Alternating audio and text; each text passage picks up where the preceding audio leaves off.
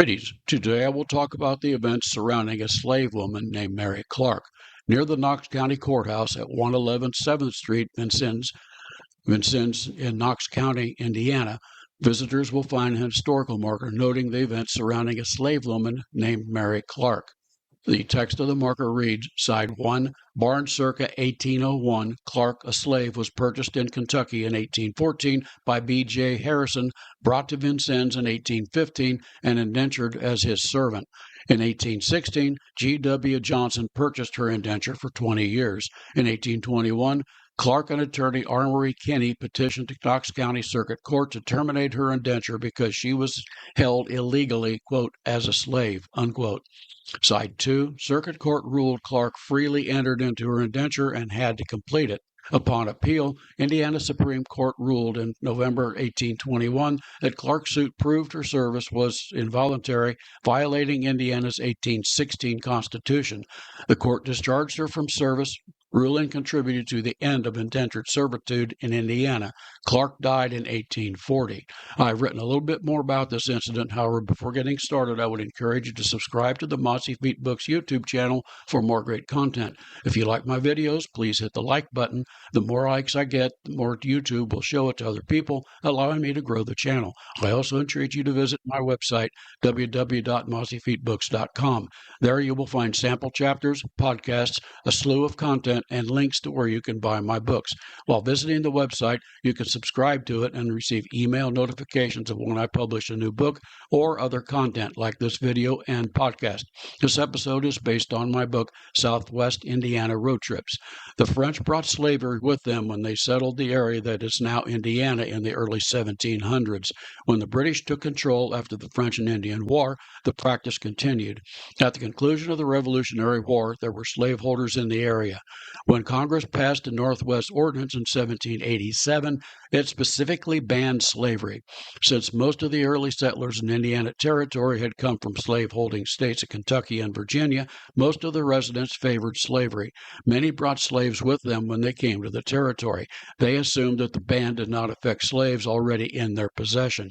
Since the territorial governor, William Henry Harrison, approved of slavery and wanted it to exist in the territory, the institution continued to exist.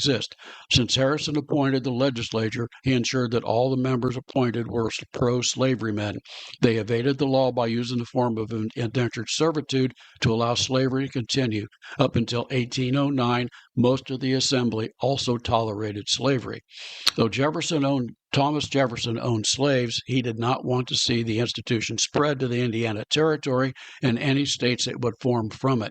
He began working actively against slavery, reportedly sending abolitionist James Lemon into the territory in 1784 and again in 1804 to organize an anti-slavery movement.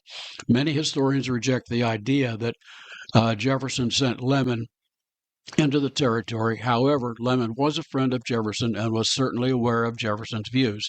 Lemon lived from 1760 until January the 8th, 1823. A native of Harpers Ferry, Virginia, Lemon served 2 years in the Continental Army.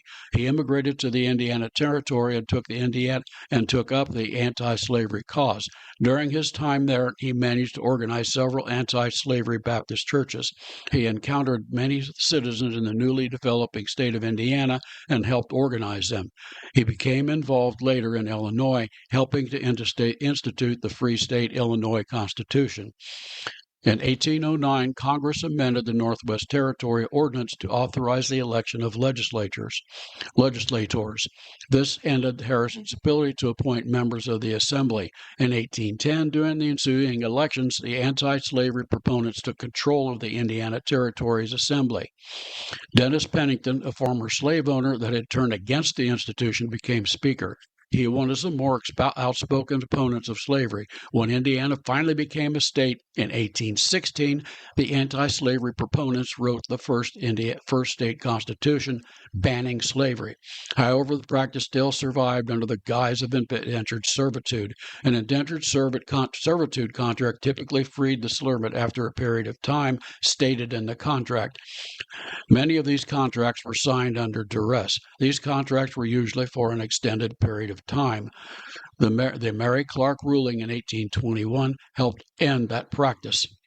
The episode is based on my book, South Central Indiana Road Trips, available on the website www.mossyfeetbooks.com.